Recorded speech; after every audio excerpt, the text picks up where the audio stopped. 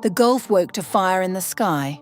After the killing of Ayatollah Ali Khamenei, Iran struck back. Missiles over Dubai, Doha and Manama, airports hit, oil routes burning.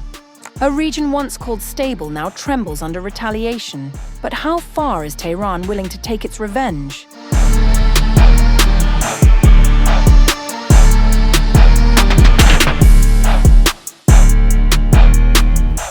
Fresh explosions have echoed across the Gulf for a second consecutive day, as Iran presses ahead with retaliatory strikes following the United States and Israel's attacks that killed Supreme Leader Ayatollah Ali Khamenei and other senior officials. Blasts were heard early morning on March 1st in Dubai, in the United Arab Emirates, in Manama, the capital of Bahrain, and in Doha, the capital of Qatar, fueling fears that the confrontation is widening across a region long regarded as a haven of stability in an otherwise volatile Middle East. An oil tanker flying the flag of Palau was attacked off the coast of Oman. 4 people were injured and the 20-member crew evacuated by Omani forces. Another oil tanker named Skylight was attacked in the Strait of Hormuz near Qasab port, with all 20 crew members successfully evacuated. Witnesses in Doha described several loud explosions and thick black smoke rising along the southern horizon. Shortly afterwards, another wave of blasts reverberated through Dubai, a major regional business hub. White plumes from missile interceptions were visible in the sky, while darker smoke billowed above Jebel Ali port, one of the busiest in the Middle East. In Manama, residents reported at least 4 explosions. There were initially no confirmed reports of damage or casualties from those early blasts. In Dubai, 2 people were injured after debris from intercepted drones fell into the courtyards of 2 homes, authorities said. The government of Dubai's media office confirmed that the explosions heard across the emirate were the result of successful interception operations. CNN reporters in the city reported hearing repeated blasts from around 8 a.m. local time. Dubai International Airport sustained damage in an incident that injured 4 staff members. Thousands of flights have been grounded, marking one of the most serious disruptions to global travel since the COVID-19 pandemic. Zayed International Airport in Abu Dhabi was targeted by a drone, resulting in falling debris that killed 1 person and injured 7. 1 person was killed and 11 injured at airports in Dubai and Abu Dhabi. The United Arab Emirates Defense Ministry later announced that it had intercepted 137 ballistic missiles and 209 drones launched towards its territory since the start of the Iranian assault. Of those, 132 missiles were destroyed and 5 fell into the sea, while 195 drones were intercepted and 14 landed within the country's territory and waters, causing minor material damage. Authorities confirmed 1 civilian death of Asian nationality due to falling debris and said the overall security situation remained stable. Meanwhile, Qatar's Ministry of Defense said 65 missiles and 12 drones had targeted the country since Saturday, with more than 60 missiles intercepted. 16 Qatari citizens were reported injured. Multiple explosions were heard southwest of Doha as air defenses activated repeatedly. In Baghdad in Iraq, Iraqi police used tear gas and stun grenades to disperse demonstrators outside the green zone. Elsewhere, Israel's Channel 12 reported that 2 missiles were fired from Iran towards Cyprus, falling into the sea. Britain maintains a military base on the island. UK Defence Secretary John Healey said Britain was almost certain the missiles were not targeting its bases. Inside Iran, the Israeli Air Force announced a fresh wave of strikes on Tehran under Operation Roaring Lion, claiming to have targeted sites belonging to what it described as the Iranian regime. Explosions were reported across multiple districts of the capital, including near the landmark Azadi Tower. The Iranian Red Crescent confirmed airstrikes near its headquarters and several hospitals, as well as near the state broadcasting complex. Beyond the Gulf, unrest has engulfed parts of Asia.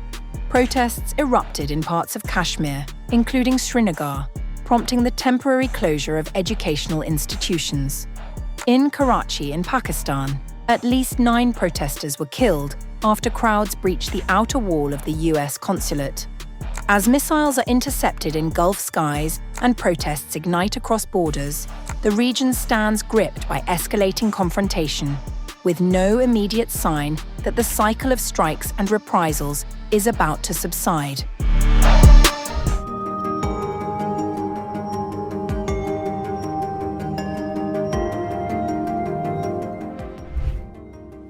It was an unusual alliance that helped light the fuse.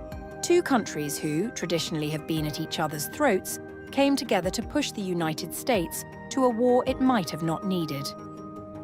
According to a report by Washington Post, Saudi Crown Prince Mohammed bin Salman made multiple private phone calls to President Donald Trump over the past month, pushing for a US strike on Iran, even as Riyadh publicly backed diplomacy.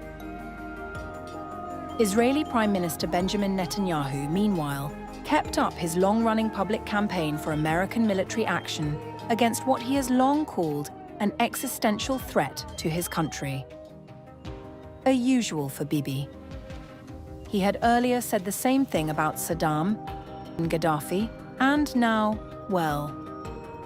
Critics say Trump was desperate too. The Epstein files, backlash on brutal ICE killings, and the American economy at its most vulnerable needed a trope to be forgotten, at least momentarily.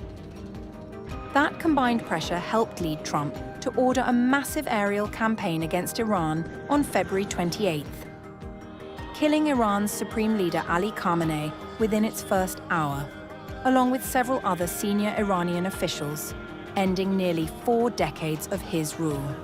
Behind the scenes, the Saudi Crown Prince warned US officials that Iran would emerge stronger if Washington held back, despite his public statement that he would not allow Saudi airspace or territory to be used in any attack. His brother, Defense Minister Khalid bin Salman, reinforced that message in closed-door meetings in Washington in January. Diplomatic talks were running in parallel. Presidential envoy Steve Witkoff and Jared Kushner held 3 rounds of nuclear negotiations with Iranian officials, the last of them in Geneva on February 26th. They left convinced Tehran was stalling. A senior Trump administration official told reporters that Washington had even offered Iran free nuclear fuel in exchange for giving up enrichment, and was rebuffed. It was very clear that the intent for them was to preserve their ability to do enrichment so that over time they could use it for a nuclear bomb. A separate US official justified the attack on different grounds, claiming American intelligence had determined Iran was preparing to launch ballistic missiles either preemptively or simultaneously with any strike. We had an analysis that basically told us if we sat back and waited to get hit first, the amount of casualties and damage would be substantially higher than if we acted in a preemptive, defensive way to prevent those launches from occurring. We cannot continue to live in a world where these people not only possess missiles, but the ability to make 100 of them a month in perpetuity, to overwhelm any potential defenses. But the intelligence picture told a different story. Multiple sources confirmed there was no new intelligence indicating an imminent threat to the American homeland, and the US Defense Intelligence Agency had assessed that Iran could not develop a viable intercontinental ballistic missile until 2035 at the earliest, and only if it chose to actively pursue one. As for Iran's nuclear program, the IAEA had lost visibility entirely after Tehran restricted inspector access, leaving the agency unable to verify the status of Iran's uranium stockpile at all. Senator Mark Warner, the senior Democrat on the Senate Intelligence Committee, was blunt in questioning the whole point of the exercise that could invite trouble on the American land itself. What was the imminent threat to America? I don't know the answer. Despite multiple attempts from the West to justify the attack, the UN called it a blatant disregard for international law. The POTUS, however, watching the operation from Mar-a-Lago, vowed the bombing would continue, as he put it, uninterrupted throughout the week or as long as necessary.